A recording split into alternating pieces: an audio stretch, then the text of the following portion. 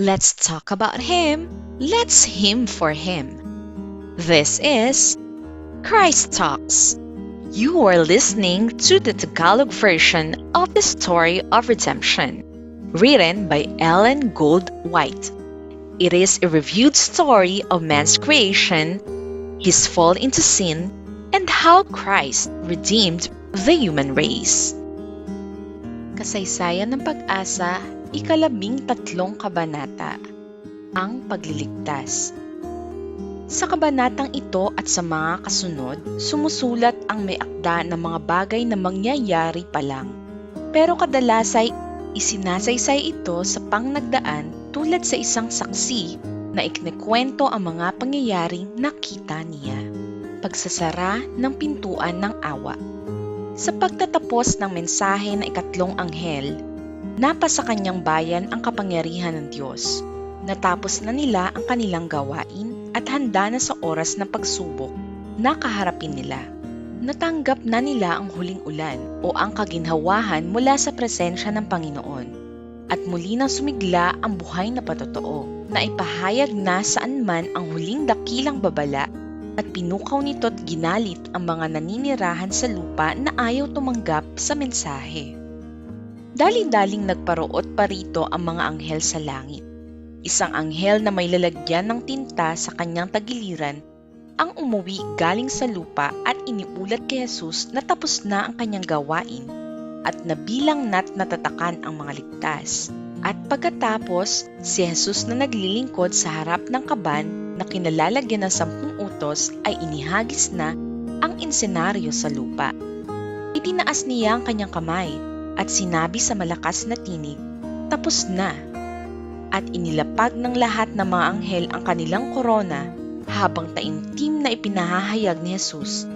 Ang masama ay hayaang magpakasama at ang marumi ay hayaang magpakarumi pa at ang matuwid ay hayaang maging matuwid pa at ang banal ay hayaang magpakabanal pa. Napagpasyahan na ang bawat kaso, kung sa buhay o sa kamatayan. Habang naglilingkod si Jesus sa santuaryo, nagaganap ang paghuhukom para sa matuwid na mga patay at pagkatapos para sa matuwid na mga buhay. Tinanggap na ni Kristo ang kanyang kaharian, palibhasa'y gumawa ng katubusan para sa kanyang bayan at pinawi ang kanilang mga kasalanan. Nabuo na ang bilang ng sakop ng kaharian. Naisagawa na ang kasalan ng kordero. Ibinigay na kay Jesus at sa mga tagapagmana ng kaligtasan ang kaharian at ang kadakilaan ng kaharian sa silong ng buong langit. At maghahari na si Jesus bilang hari ng mga hari at Panginoon ng mga Panginoon. Nang lumabas na si Jesus sa kabanal-banalang dako, tumunog ang mga kampanilya ng kanyang kasuotan. At nang siya'y umalis, binalot ng ulap ng kadiliman ang mga naninirahan sa lupa. Wala nang tagapamagitan sa pagitan na nagkasalang sangkatauhan at ng nag-aagrabyadong ama. Habang nakatayo pa si Jesus sa pagitan ng Diyos at ng may salang sangkatauhan, nasa mga tao pa ang pamigil. Subalit, nang siya'y tumigil na sa pamamagitan sa tao at sa ama, naaalis ang pamigil at lubusan na nakontrol ni Satanas ang mga ayaw magsisi. Hindi maaaring ibuhos ang mga salot habang nangangasiwa sa santuaryo si Jesus. Subalit nang matapos na ang kanyang gawain doon at magwakas na ang pamamagitan niya, wala nang pipigil pa sa galit ng Diyos at ito'y sumambulat sa matinding bagsik sa walang proteksyong ulo ng mga salaring makasalanan na bumaliwala sa kaligtasan at kinamuhian ang saway. Sa nakakatakot na panahong iyon, pagkatapos ng pamamagitan ni Jesus, ang bayan ng Diyos na tinatawag ng Biblia ng mga banal ay nabubuhay sa paningin ng isang banal na Diyos nang walang tagapamagitan. Napagpasyahan na ang bawat kaso, bilang na ang bawat hiyas. Hinubad na ni Jesus ang kanyang damit pari at nagbihis ng pinakamaringal niyang damit hari. Maraming korona sa kanyang ulo, may korona sa loob ng korona. Napalilibutan ng hukbo ng mga anghel, iniwan niya ang langit. Bumagsak ang mga salot sa mga naninirahan sa lupa. May mga tumuligsa sa Diyos at isinumpa siya. Ang iba'y pumaroon sa bayan ng Diyos at nagsumamo na sila'y turuan kung paano makakatakas sa kanyang mga kahatulan. Subalit wala nang masasabi ang mga banal sa kanila. Nailuha na ang huling patak ng luha para sa mga makasalanan. Nasambit na ang huling masaklap na panalangin. Nabuhat na ang huling pasanin. Naibigay na ang huling babala. Hindi na nag-iimbita sa kanila ang magiliw na tinig ng kaawaan. Noong ang mga banal at ang buong langit ay interesado sa kanilang kaligtasan, sila mismo'y walang interes para sa kanilang sarili. Naiharap na sa kanila ang buhay at kamatayan. Marami ang gusto ng buhay, ngunit hindi gumawa ng pagsisika para makamtan ito. Hindi nila pinili ang buhay, at ngayon wala nang tumutubos na dugo para luminis sa may sala. Wala nang mahabaging tagapagligtas na magsusumamo para sa kanila at sisigaw, paligtasin pa ng kaunti ang mga makasalanan. Nakiisa ang buong langit kay Jesus nang marinig nila ang mga nakakatakot na salita. Naganap na, tapos na, naisagawa na ang panukala ng kaligtasan, ngunit kaunti lang ang pumiling tanggapin ito. Habang humihina ang malambing na tinig ng kaawaan, takot at kilabot ang sumakmal sa masasama. Narinig nila sa pambihirang linaw ang mga salitang, huling-huli na, huling-huli na. Marami sa mga masasama ang lubhang nagalit habang pinagdurusahan ang lagim ng mga salot. Sinisi ng husto ng mga magulang ang kanilang mga anak at ng mga anak ang kanilang mga magulang, ng mga lalaki ang mga kapatid nilang babae at ng mga babae ang mga kapatid nilang lalaki. Narinig mula sa lahat ng direksyon ang malalakas at tumataghoy na sigaw. Ikaw ang pumigil sa akin na tanggapin ang katotohanan na nagligtas sana sa akin sa kakilakilabot na sandaling ito. Binalingan ng mga tao ang kanilang mga ministro nang may matinding pagkamuhi at sinisi sila na sinasabi, hindi ninyo kami binalaan. Sinabi niyo sa amin na ang buong mundo'y mahihikayat at kayo'y sumigaw, kapayapaan, kapayapaan, para patahimikin ang bawat pangambang napupukaw.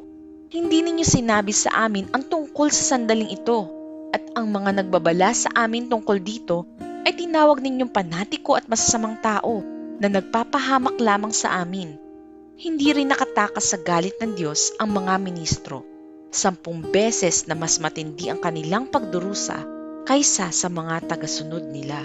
Iniwan ng mga banal ang mga lungsod at kanayunan at nagsama-sama ng pulupulutong namuhay sa mga pinakamapapanglaw na lugar.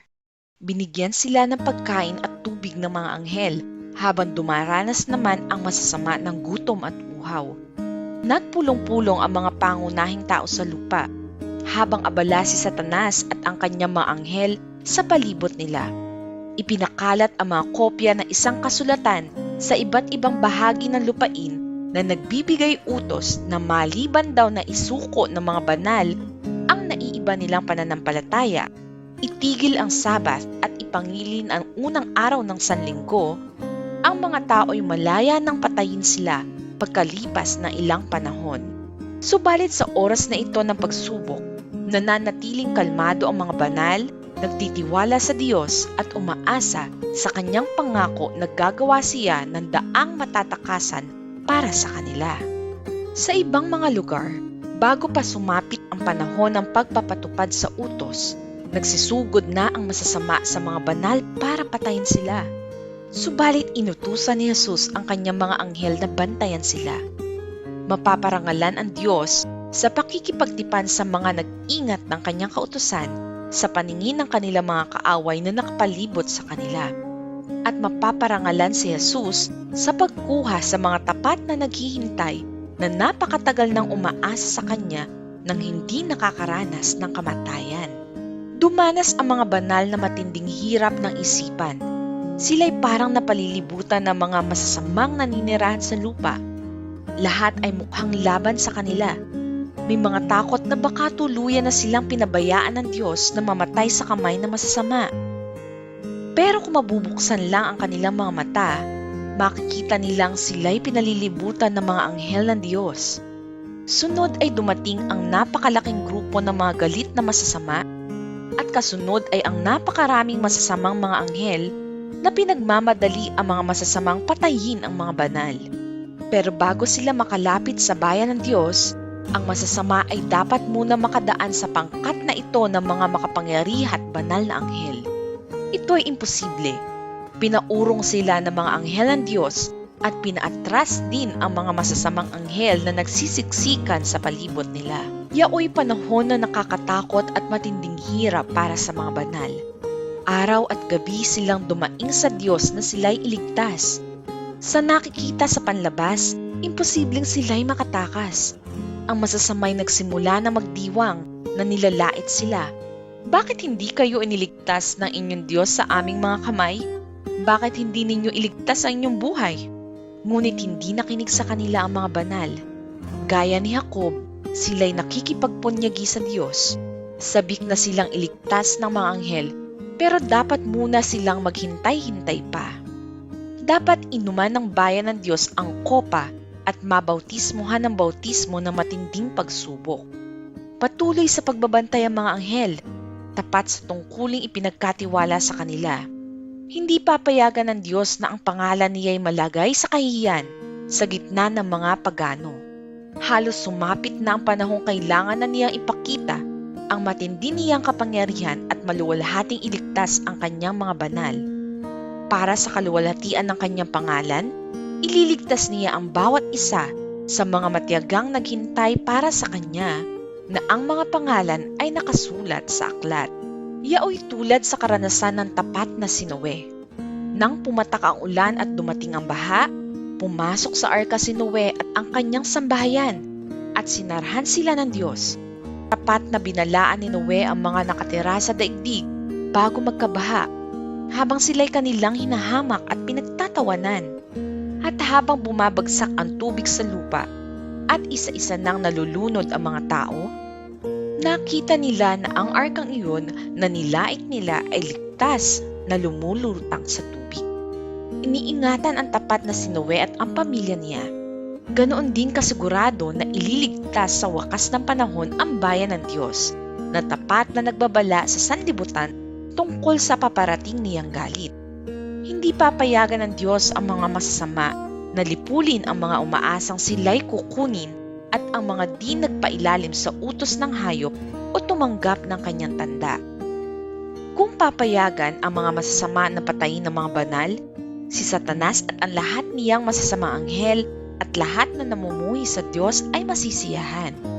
Anong laking tagumpay para sa huling pakikipagpunyagi niya, para sa malademonyo niyang kamaharlikaan ang magkaroon ng kapangyarihan sa mga napakatagal nang naghihintay na makita si Jesus na labis nilang minamahal. Masasaksihan ng mga lumalait sa kaisipan na aakyat sa langit ang mga banal, ang pangangalaga ng Diyos para sa kanyang bayan at ang maluwalhati nilang pagkaligtas. Habang umaalis ang mga banal sa mga lungsod at kanayunan, sila'y hinahabol ng masasama na nagtangkang sila'y papatayin. Subalit ang mga sandatang iniunang parang patayin ang bayan ng Diyos ay nasira at nangahulog na walang magawa tulad sa dayami. Ipagsasanggalang ng mga anghel ng Diyos ang mga banal. Habang sila'y dumaraing araw at gabi na sila'y iligtas, ang kanilang mga daing ay nakarating sa harap ng Panginoon. Hating gabi nang piliin ng Diyos na iligtas ang kanyang bayan. Habang nanlilibak ang mga masasama sa palibot nila, biglang nagpakita ang araw na nagliliwanag sa tindi nito at ang buwan ay tumigil. Namamanghang tinunghayan ng mga makasalanan ang tagpong iyon, samantalang sa banal na kagalakan, nakita ng mga banal ang mga unang tanda ng kanilang kaligtasan. Ang mga tanda at kababalaghan ay mabilis na nagsunod-sunod. Ang lahat ay waring lumihis sa kanilang karaniwang takbo. Tumigil ang mga batis na pagdaloy. Pumailang lang at nagbanggaan ang maitim at makakapal na ulap. Subalit sa gitna ay may isang maaliwalas na siwang ng lubos na kaluwalhatian. Mula rito'y narinig ang tinig ng Diyos na tulad ng maraming tubig na yumanig sa kalangitan at sa lupa. Nagkaroon ng napakalakas na lindol. Ang mga libingan ay nangabukasan at ang mga namatay sa pananampalataya sa ilalim ng mensahe ng ikatlong anghel na nangilin ng Sabat ay nagsilabas na naluwalhati sa mga himlayan nilang alabok upang marinig ang tipan ng kapayapaan na gagawin ng Diyos sa mga tumutupad sa kanyang kautusan. Ang kalawakan ay nagbukasara at nagkagulo.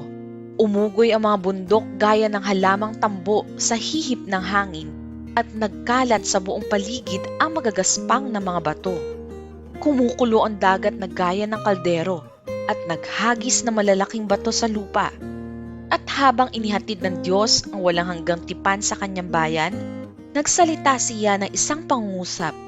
Pagkatapos ay tumigil. Habang dumadagundong ang mga salita sa buong lupa, nakatayo ang Israel ng Diyos na ang mga matay nakatutok sa itaas. Nakikinig sa mga salita habang ito'y lumalabas sa bibig ni Jehovah at umuugong sa buong lupa na gaya ng mga dagundong ng mga pinakamalakas na kulog. Kakilakilabot ang kataimtiman niyon. Pagkatapos ng bawat pangusap, ang mga banal ay sumigaw, "Luwalhati, Alleluia!" Ang kanilang mga mukha ay nagliwanag sa kaluwalhatian ng Diyos. Nagniningning sa kaluwalhatian gaya ng mukha ni Moises pagkababa niya sa Sinai. Hindi makatingin sa kanila ang masasama dahil sa kaluwalhatian at nang bigkasin ng Diyos ang walang hanggang pagpapala sa mga nagparangal sa Kanya sa pangingili ng Kanyang Sabat, bumulala sila ng isang malakas na sigaw ng pagtatagumpay sa hayop at sa Kanyang larawan. Lumitaw na ang malaking puting ulap na kinauupuan ng anak ng tao. Nang una itong makita sa malayo, ang ulap na ito ay parang napakaliit. Habang ito'y papalapit sa lupa, nakikita na ang bawat isa ang napakagandang kaluwalhatian at kamahalan ni Jesus habang siya'y nakasakay pasulong para manlupig. Isang hukbo ng mga abay ng banal na anghel na nakasuot ng maningning at kumikinang na mga korona sa kanilang mga ulo ang sumunod sa kanya sa kanyang paglalakbay. Walang pangungusap na makapaglalarawan sa kaluwalhatian ng tagpong iyon. Ang buhay na ulap ng kadakilaan at di mapantayang kaluwalhatian ay palapit ng palapit pa rin na kinauupuan ng kaibig-ibig na katauhan ni Jesus na hindi na koronang tinik ang nakasuot sa kanyang banal na noo, kundi korona ng kaluwalhatian. Sa kanyang damit at hita, may pangalan na kasulat, Hari ng mga hari at Panginoon ng mga Panginoon. Ang kanyang mukha ay kasiliwanag ng araw sa katanghaliang tapat. Ang kanyang mga mata ay parang ningas ng apoy at ang itsura ng kanyang mga paa ay parang purong tanso. Katunog ang kanyang tinig na maraming instrumento ng musika. Yumanig ang lupa sa kanyang presensya. Tumakas ang kalangitan gaya ng balumbon kapag ito'y nilulon. Nawala ang bawat bundok at isla sa kanilang kinalalagyan. Ang mga hari sa lupa, ang mga prinsipe, ang mga pinuno ng hukbo, ang mayayaman, ang malalakas at ang bawat alipin at ang bawat malaya ay nagtago sa mga yungib, sa mga bato at sa mga bundok at sinasabi nila sa mga bundok at sa mga bato, "Mahulog kayo sa amin at itago nyo kami sa mukha na nakaupo sa trono at mula sa galit ng kordero sapagkat dumating na ang dakilang araw ng kanilang pagkapuot at sino ang makakatagal?" Nasaksihan ngayon ng mga taong kani-kanina lang ay papatay na sana ang mga tapat na anak ng Diyos sa lupa, ang kaluwalhatian ng Diyos na sumasa kanila. At sa gitna ng lahat nilang kilabot, narinig nila ang tinig ng mga banal na masayang ingay na nagsasabi, "Ito'y ating Diyos. Hinintay natin siya at ililigtas niya tayo." Buong lakas na yumanig ang lupa habang tinatawag ng tinig ng Diyos ang natutulog ng mga banal sa kanilang mga libingan. Tumugon sila at bumangong nararamtan na malulahating kawalang kamatayan na sumisigaw, "Tagumpay! Tagumpay sa kamatayan at sa libingan! O kamatayan, nasaan ang iyong tibo? O kamatayan, nasaan ang iyong pagtatagumpay?" At pagkatapos, inilakas ng mga buhay at na muling binuhay ng mga banal ang kanilang mga tinig sa isang matagal at tuwang-tuwang sigaw ng pagtatagumpay.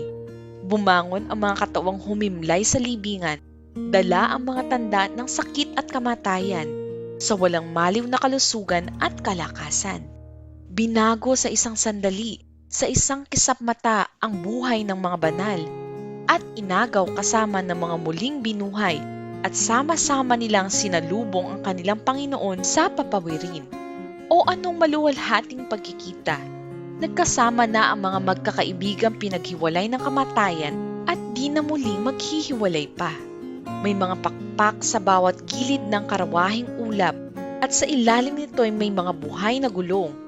Sumigaw ang mga banal mula rito, luwalhati, haleluya, at ang karwahe gumulong paitaas sa banal na syudad.